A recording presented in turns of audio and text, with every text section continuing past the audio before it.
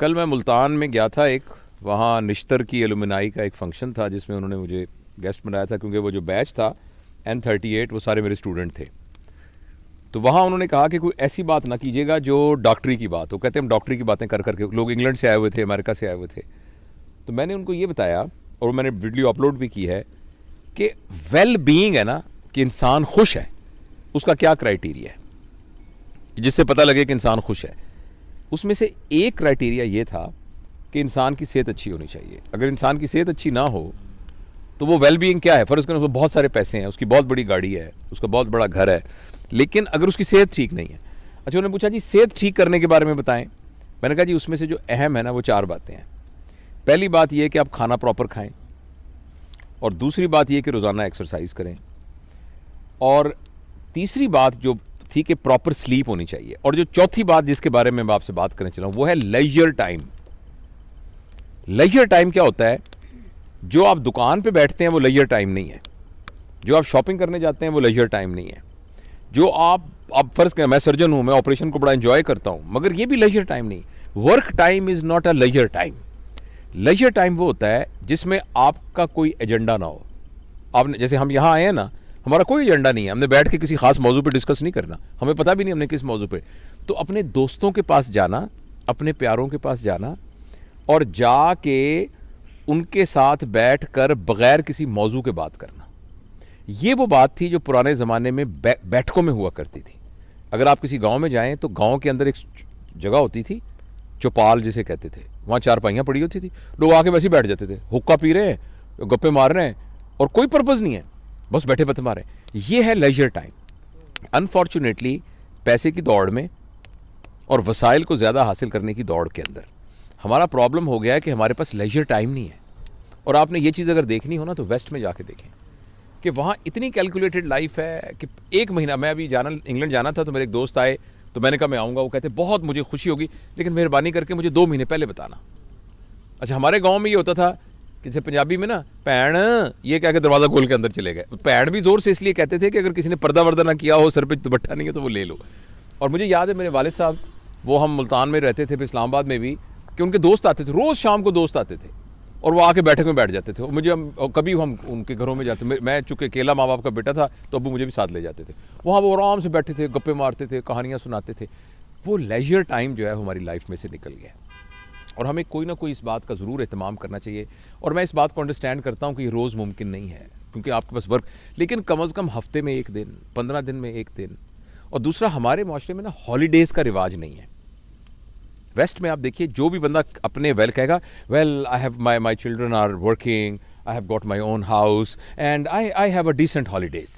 तो decent holidays होना जो है ना वो एक क्राइटेरिया है वेल बीइंग का। लेकिन हम आजकल हमारे इस माशरे में ना हॉलीडेज़ का कॉन्सेप्ट नहीं है।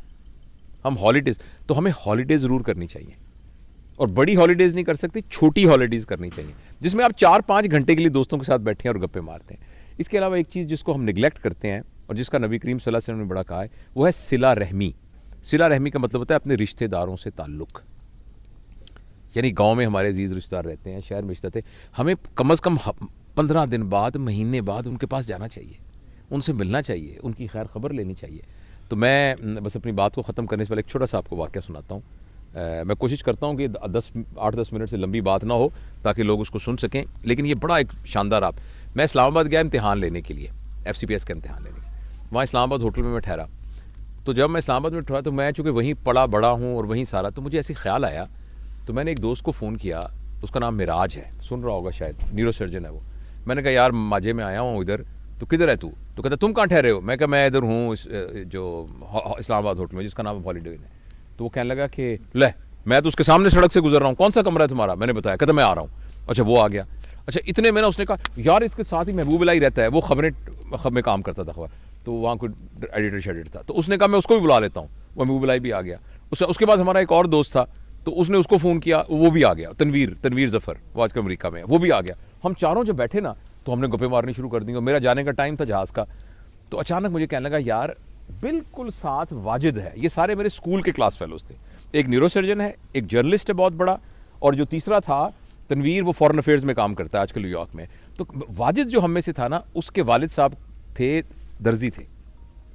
तो उसने वाजिद ने वही वाली काम शुरू कर लिया और मेलोडी मार्केट के अंदर उसकी कपड़े की बहुत बड़ी दुकान थी और दुकान के साथ ही उसका टेलरिंग का काम भी था। तो उसने कहा यार मैं वाजिद को पता लगेगा कि तुम आए हो जवेद तो बड़ा खुश होगा, तो चलते हैं। तो मैंने कहा चलते। तो मैंने नीचे सामान चेकआउट होने के लिए मैंने कहा साथ ही वॉक करके चलते हैं। हम वॉक करते करते करते वहाँ पहुँचे तो बड़ी सी दुकान थी। तो वहाँ हम अंदर गए तो उसने कहा कि एक लड़का निकला। तो मैंने कहा कि बेटा, उसने कहा महबूब इलाही ने, क्योंकि ज़रा मैं तो बहुत सालों से देखा ही था। तो वो कहने लगा कि वाजिद किधर है वाजिद साहब? तो उसने गौर से देख के कहने लगा आप अंकल कौन है? तो हमने कहा हम वाजिद के क्लास फेलो हैं सारे। कहने लगा अब्बू तो 2 साल हो गए फौत हो गए।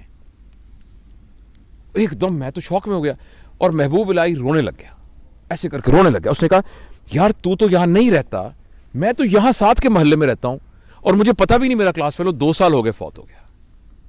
तो एकदम ना फिर मैंने उस बच्चे को गले लगाया। मैंने कहा बेटा तू हमें बिल्कुल नहीं जानता, हम तेरे चाचे हैं हम, और तेरे अब्बा के दोस्त थे। और बड़ा फिर बैठ के हमने फातिहा पढ़ी और वापसी पे हम सब ने ये फैसला किया कि यार ज़िंदगी का क्या पता है, तो जब तक हम जिंदा हैं हमें अपने दोस्तों से, मिलने वालों से, ताल्लुक़ वालों से राब्ता नहीं मुनक़ता करना चाहिए, उनको मिलते रहना चाहिए।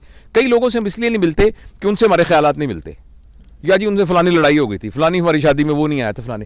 ये इतनी छोटी छोटी बातें हैं कि इनको दरगुजर करना चाहिए और अपने प्यारों से, रिश्तेदारों से मिलना चाहिए और लेजर टाइम। और जिस तरह हम देखें ये अहमद साहब हैं जनाब, डॉक्टर अहमद साहब, और सारे हमारे पूरी फैमिली यहाँ बैठी हुई है और हम इंजॉय कर रहे हैं इस लेजर टाइम को। Thank you.